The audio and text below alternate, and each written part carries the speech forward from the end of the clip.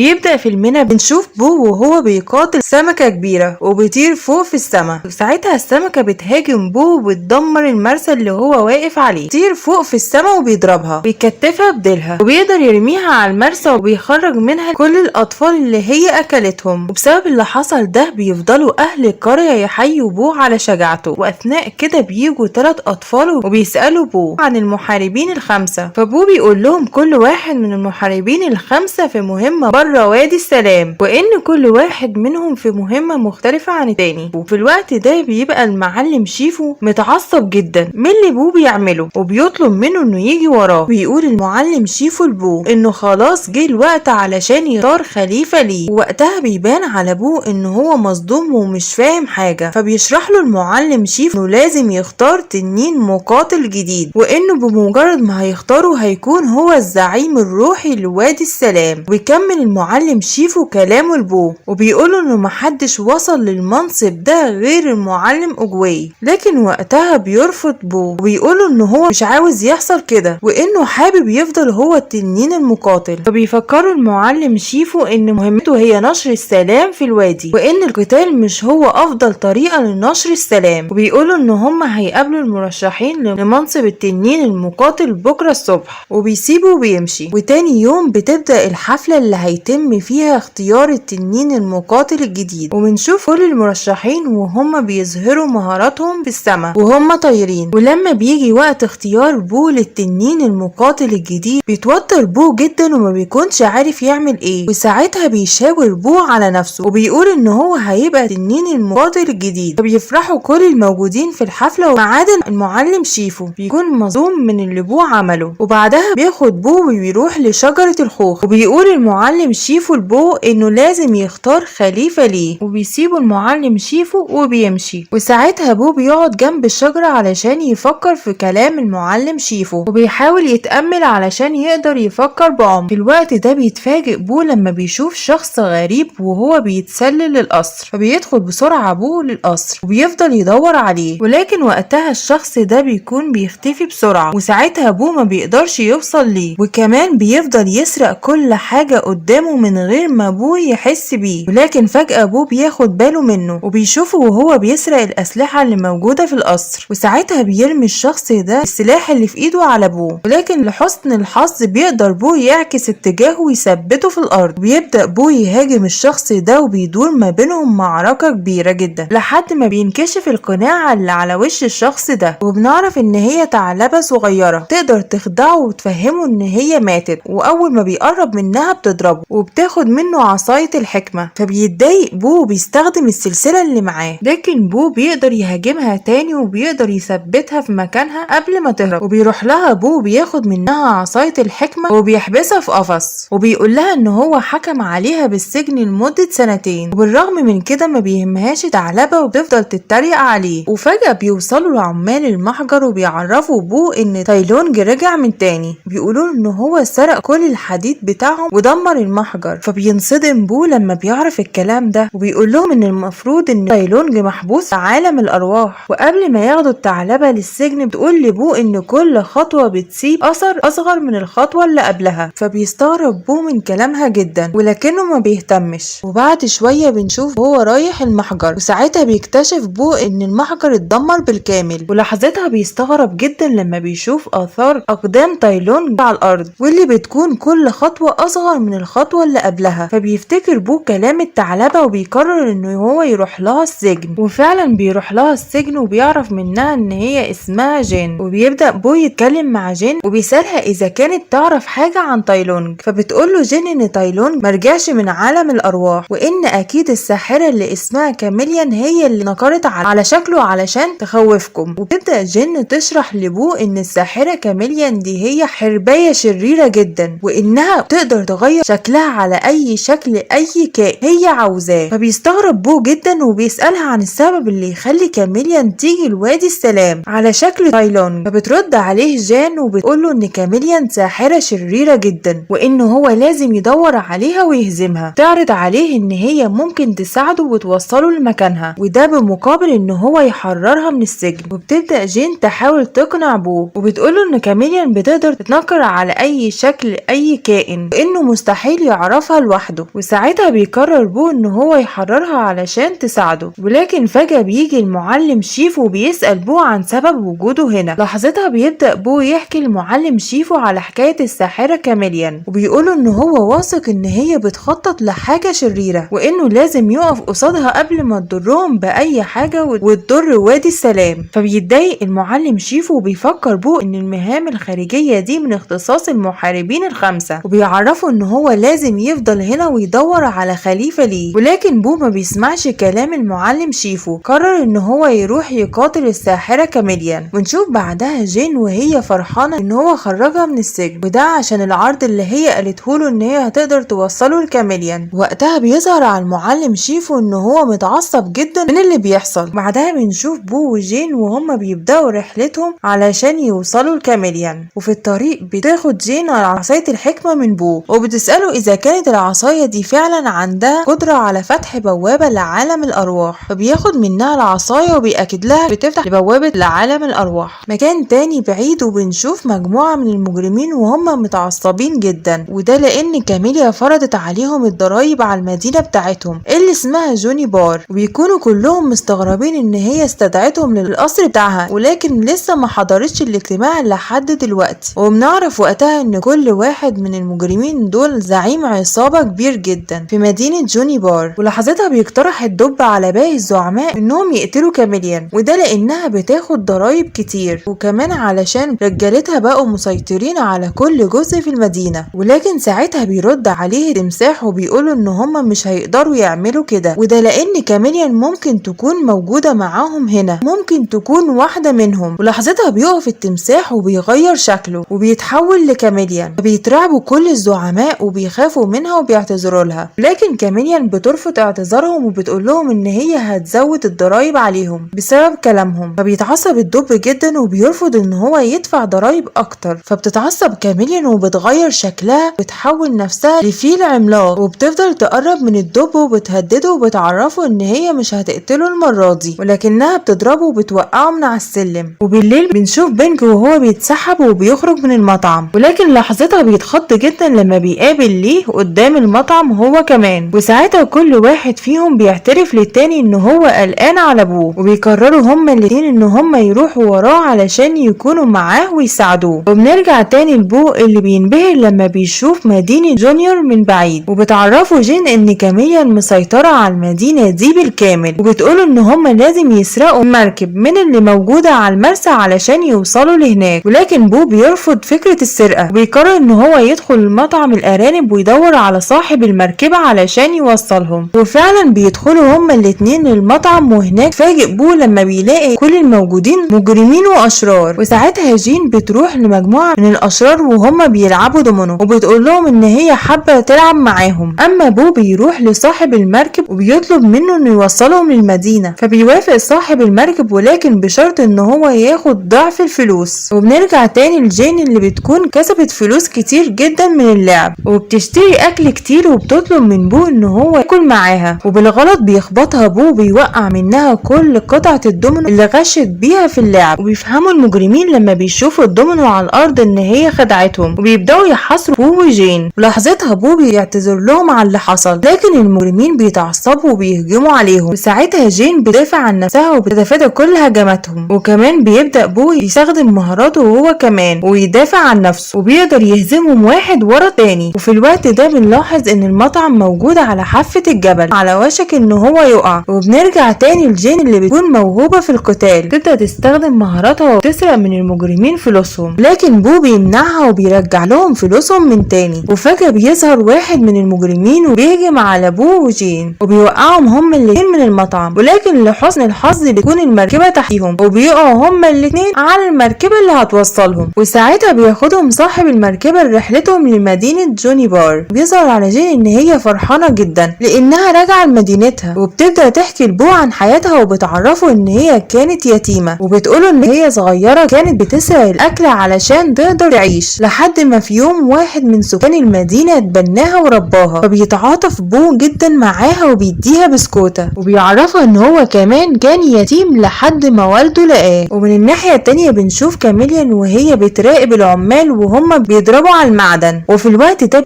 بيجوا زعماء العصابات ومعاهم دهب كتير، لكن كاميليان بتطلب منهم يروحوا يجيبوا ليها دهب اكتر، تقولهم ان هي هتدمر وادي السلام، كمان هتسيطر على العالم كله. وبنرجع تاني لبو وجين اللي بيوصلوا بالمركب لمدينة جوني بار، واللي بيتفاجئ بو ان هي مدينة كبيرة، بيكون منبهر جدا من جمال المدينة، وكمان بيكون مستغرب جدا من كم الناس اللي عايشين فيها، وبيكون مش عارف يمشي من كتر الناس اللي حواليه. وده على عكس جين اللي بتكون سعيدة جدا لانها رجعت لمدينتها من تاني. اما هما ماشيين بيتصدم بو لما بيعرف ان جين مطلوبة للعدالة، كمان بتشوف صورها اللي بتكون متعلقة لمكان، وساعتها بتحاول تهديه جين وبتقوله ان الشرطة ما بتدورش عليها دلوقتي، لكن فجأة بيجوا 2 من الشرطة وبيقبضوا عليها، فبيحاول يقنعهم انهم يسيبوها لانه محتاج مساعدتها. يعرفهم بو بنفسه وبيقول لهم ان هو التنين المقاتل، لكن المفاجأة ان الشرطة ما بتكونش عارفة مين هو التنين المقاتل، وبيقبضوا على بو هو كمان وبيحبسوه هو وجين في القفص. وبعدها بشوية بتقدر جين ان هي تفتح القفص وبتهرب منه هي وبو، وبينطوا من على الجسر وبيجروا بسرعة، ولكن للأسف بيشوفوهم الشرطة وبيجروا وراهم، وهم بيجروا بيدمروا كل حاجة في المدينة. وبيجري بسرعة بو هو وجين وبيقعوا في أنبوب المجاري اللي بيرميها على العربية اللي بياخدهم وبيجري بسرعة. بعدها بيقع على محل، بيبقى خلاص الشرطة هتقدر توصل لهم، وبيجري بو هو وجين تاني وبيفضلوا ينطوا من مكان لمكان علشان يقدروا يهربوا من الشرطة. وبعدين بيدخلوا لشارع جانبي، لكن بيتفاجئوا لما بيلاقوا ان الشرطة جاية لهم من كل الاتجاهات. ولحظتها جين بتدق على الطبول لحد ما واحدة منهم بتتفتح، يدخلوا هما الاتنين جواها، واول ما الشرطة بتوصل ما بتلاقيش حد في المكان، وبيفضلوا بو وجين ماشيين جوه النفق لحد ما بيوصلوا لمدينة تحت الارض. وساعتها جين بتفهم بو ان معظم المجرمين عايشين هنا، وان المكان ده يعتبر بيتها. وفي الوقت ده بيجي شخص اسمه هان وبيخلي كل اللي معاه يحاصروها هي وبو باستخدام اسلحتهم، وبيظهر على هان ان هو متضايق جدا من جين ده لانها خدعتهم واتخلت عنهم، وعلشان ده بيطلب هان من رجالته ان هم يهاجموهم. لكن وقتها جين بتتريق عليهم وبتقول لهم ان هي مش خايفة منهم، وان التنين المقاتل موجود معاها وانه هيقدر يحميها منهم. وفعلا بيبدأ بو يستعد للقتال، ولكنه فجأة بيفتكر كلام المعلم انه كان بيقوله ان القتال مش افضل طريقة لنشر السلام. بيتراجع بو يهدي كل الموجودين وبيقول لهم ان العنف مش هو اللي هيحل المشكلة، وان الافضل انهم ينسوا اللي حصل. بيفهموا من كلامه انهم بدل ما يضربوا جين دلوقتي يضربوها بعدين، فبيستغرب بو جدا من اللي هما فهموه وبيحاول يشرح لهم الموضوع اكتر، ولكنهم مش بيهتموا بكلامه وبيسيبوه وبيمشوا. وبعد شوية بيروح بو لهان ويعرفه بنفسه وبيقوله انه اكيد سامع عن التنين المقاتل وبيكونش عارف هو بيتكلم عن ايه، وبيقوله ان هو ما بيعرفش في وادي السلام الا المعلم شيفو. ولحظتها جين بتحاول تقنع هان علشان يسيبهم يستخبوا في المكان عشان الشرطة بتدور عليهم، فبيوافق هان بشرط ان هم يقعدوا يوم واحد بس. وتاني يوم بنشوف بينج ولي وصلوا لمطعم الارانب، وبيستغربوا جدا لما بيلاقوا كل الموجودين في المطعم مضروبين. وبعد كده بيدخل بينج المطعم وبيسأل كل الموجودين اذا كان حد شاف بو، وبيعرفهم ان بو ده ابنه. ساعتها بيتعصبوا كل الموجودين وبيمسكوا بينج بسرعة ويقولوا له انهم مش هيسيبوه الا لما يدفع كل اللي ابنه دمره. ولما لي بيشوف اللي حصل بيدخل على طول بسرعة عشان ينقذ بينج، وفعلا بينقذه على اخر لحظة. وبيبدأ يهددهم وبيقول لهم ان هو المعلم اللي عرف بو كل الفنون القتالية، وبيبدأ يستعرض مهاراته قدامهم. ولحظتها المطعم بيتهز من فوق الجبل، فبيتحركوا كل المجرمين للجانب التاني علشان المطعم ما يقعش. وبيستغل الفرصة ليه وبيسألهم على مكان بو، فبيقولوا له ان هو راح لمدينة جوني بار. فبيخرج بينج ولي من المطعم هما والارانب، واول لما بيخرجوا بيقع المطعم في المية، وبيظهروا المجرمين وهم متعصبين جدا من اللي حصل. وبنرجع تاني لبو اللي بنشوفه وهو بيشرح لجين ازاي بيستخدم عصاية الحكمة. ساعتها جين بتقوله ان هو طيب جدا وان هي ما قابلتش حد ابدا طيب زيه. وفي الوقت ده بيجي هان وبيقول لهم ان الشوارع كلها بقت آمنة آمنة ويقدروا يخرجوا دلوقتي. وفعلا بو وجين بيخرجوا من المكان وبيروحوا ناحية القصر وبيحاولوا يتسحبوا من غير ما الحراس يشوفوهم. وبيشكر بو جين علشان وصلته لحد هنا، وكمان بيديها بذرة الخوخ وبيفهمها ان هي من شجرة الحكمة وان البذرة دي في يوم من الايام هتكون شجرة كبيرة. فبتتأثر جين جدا وبتاخد منه البذرة. لحظتها بيدخلوا هما الاتنين النفق علشان يوصلوا القصر. وبنرجع تاني لبينج وليه اللي بيكونوا وصلوا لمدينة جونيبر وبينبهروا جدا بشكل المدينة وبيبدأوا يسألوا الناس اللي موجودة في المدينة إذا كانوا شافوا بو وبيوروهم صورته، لكن محدش بيكون عارفه. وبيشوف ليه فرو بو على الأرض وبيفضل يتتبع آثار الفرو ده. ومن الناحية التانية بنشوف بو وجين وهم بيمشوا لغاية ما بيوصلوا جوه القصر، وساعتها بيشوفوا عدد كبير جدا من الحراس حواليهم. ولحسن الحظ بيكون كل الحراس نايمين وبيحاولوا يتسحبوا من غير ما يحسوا بيهم، لكن للأسف بو بيخرج صوته وبيصحوا كل الحراس وبيجروا وراهم. وبيقفل بو الباب على آخر لحظة، لكن فجأة بيجي عليهم أسلحة وبتبقى عايزة تدمرهم وبيحاولوا ينطوا منها بسرعة، لكن بينزل على بو قفص وبيحبسه. وساعتها بيحاول بو يدمر القفص لكن للأسف ما بيقدرش. وبتيجي جين وبتحاول تشيل القفص لكن برضه ما بتقدرش. ويدي بو عصاية الحكمة لجين علشان ترفع بيها القفص، لكن جين بتاخد العصاية وبتبعد بعيد. فبيستغرب بو جدا ومبيبقاش فاهم هي عملت كده ليه. فجأة بتظهر كاميليان وبتاخد عصاية الحكمة من جين، وساعتها بنكتشف ان كاميليان هي اللي مسلطة جين تعمل ده كله. وتفهم كاميليان بو ان هي اللي علمت جين كل حاجة. فبينصدم بو وبيفهم ان كاميليان هي اللي اتبنت جين لما كانت صغيرة. وبتحكي كاميليان وبترجع للماضي وهي ماشية بالموكب بتاعها وكل سكان المدينة بينحنوا لها ما عدا جين اللي بتنط على الموكب بتاعها وبتحاول تسرق البلورة اللي موجودة على الموكب. فبتمسكها كاميليان وبتعجب بشجاعة جين اديتها البلورة دي وقررت ان هي تتبناها. وبنرجع تاني لوقتنا الحاضر وبنشوف بو هو متضايق جدا، وده لان جين ضحكت عليه واستدرجته وجابته لغاية هنا علشان تسرق منه عصاية الحكمة. ولحظتها بيسأل بو كاميليان ليه عايزة عصاية الحكمة بتاعته. فبتحكي له كاميليان وهي صغيرة كل اللي حواليها بيتريقوا عليها، وفي وقتها أدركت ان هي لازم تكون قوية علشان الكل يحترمها. ولما حاولت تتعلم الكونغ فو المعلمين رفضوا ان هم يدربوها وقالوا لها ان هي حجمها صغير وانها مستحيل تعرف تتدرب على فنون القتال. وبتبدأ تغير كاميليان شكلها على اشكال مختلفة، وبتقول لبو ان هي لجأت للسحر ولغاية ما بقت ساحرة عظيمة، ان هي هتستخدم عصاية الحكمة علشان تحبيها البوابة لعالم الارواح، وان هي كمان هتستدعي تاي لونج وتاخد منه مهاراته القتالية هو والمعلمين والاشرار، وده علشان محدش يقدر يقف قصادها. وساعتها بو بيتعصب جدا وبيحاول يدمر القفص لكن ما بيعرف. ولحظتها بتفهمه كاميليان ان القفص محمي بتعويذة مستحيل حد يقدر يدمرها. واثناء كده بتيجي فكرة لبو بيفضل يضرب في الارض لغاية ما بيدمرها، وبيقع بو لكن بيلاقي كل الحراس حواليه. بو بيقدر يقف قصادهم وبيضربهم واحد ورا تاني، وبيجري بسرعة وبيخرج من المكان وبيقفل الباب على اخر لحظة. وفجأة بتيجي جين ومعاها عصاية الحكمة وبتعتذر لبو على اللي حصل. وبمجرد ما بو بيقرب منها بتيجي جين الحقيقية، وساعتها بو بيكتشف ان كاميليان نسخت قدراته.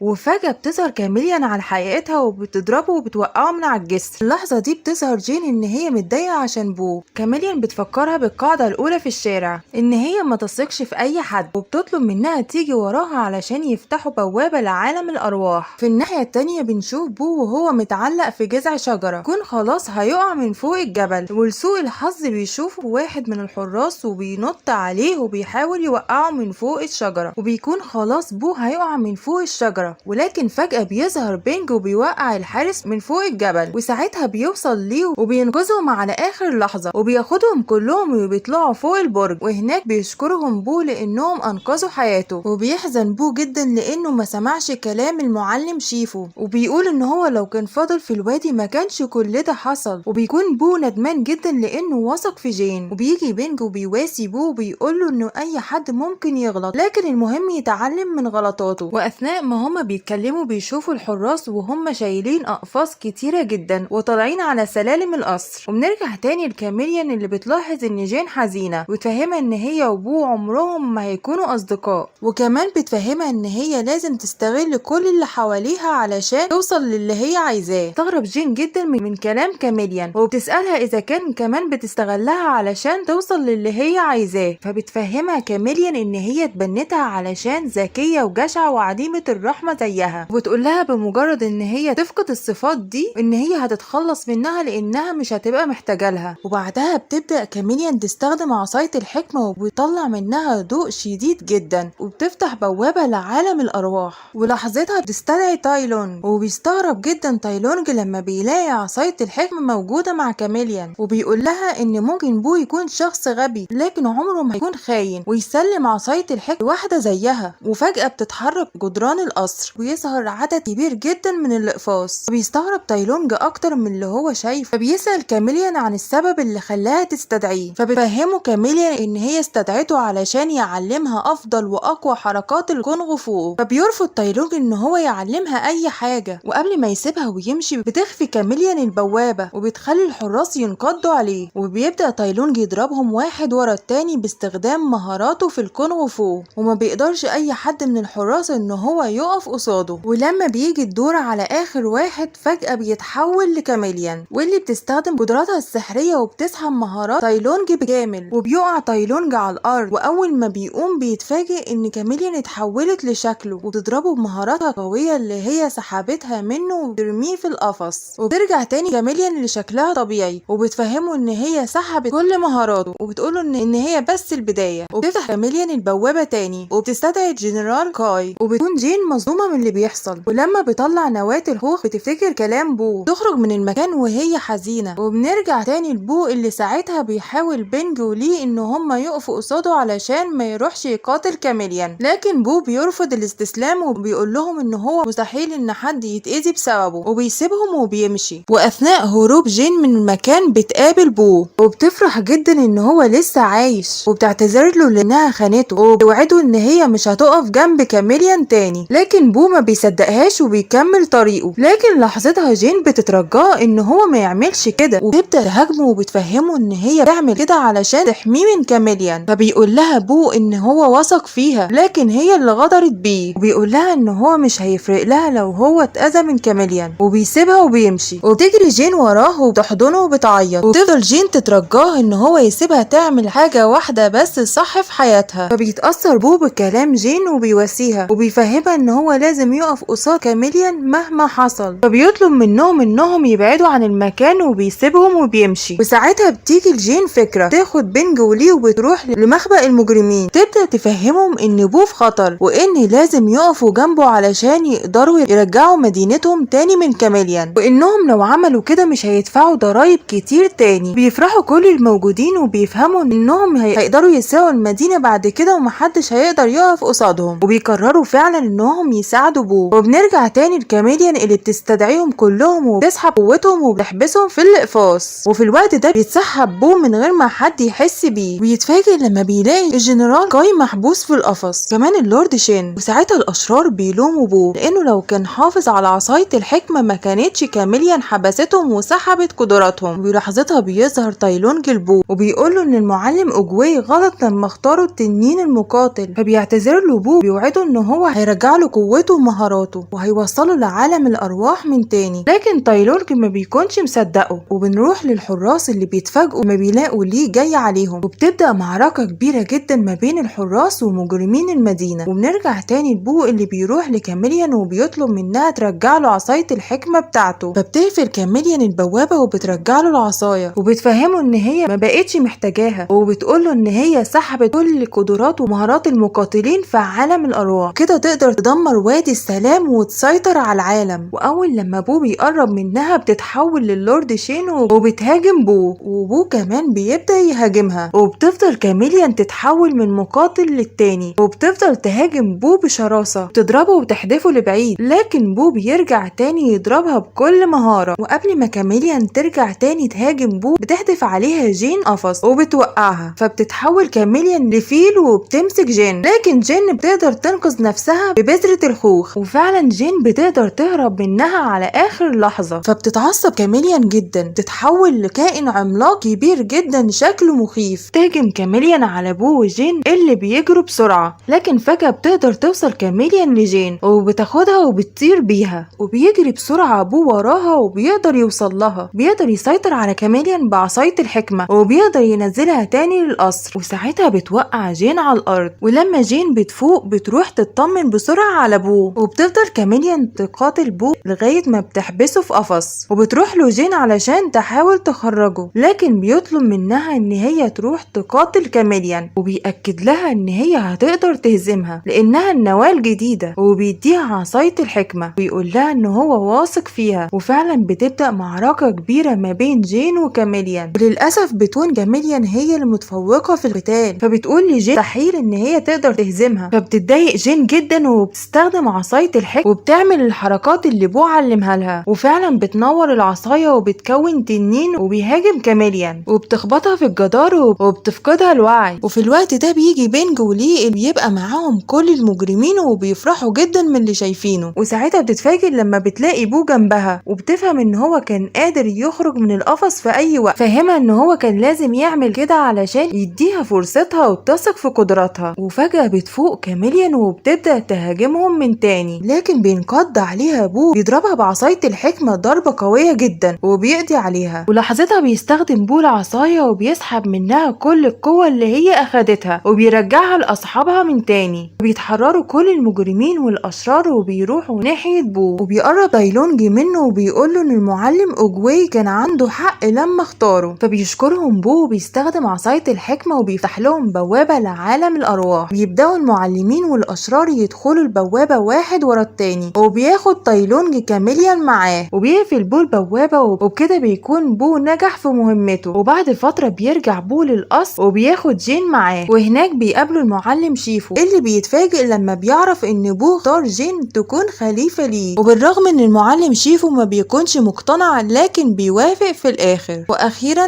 بيقدر بو ان هو يختار التنين المقاتل الجديد وبيكون هو الزعيم الروحي. وبكده تكون وصلت بالسلامة من رحلة النهاردة خاص فيلم بو. لا تنسوا الاشتراك وترك تعليقاتكم علشان نعرف ارائكم، وعرفونا بتتفرجوا على الفيلم من اي بلد.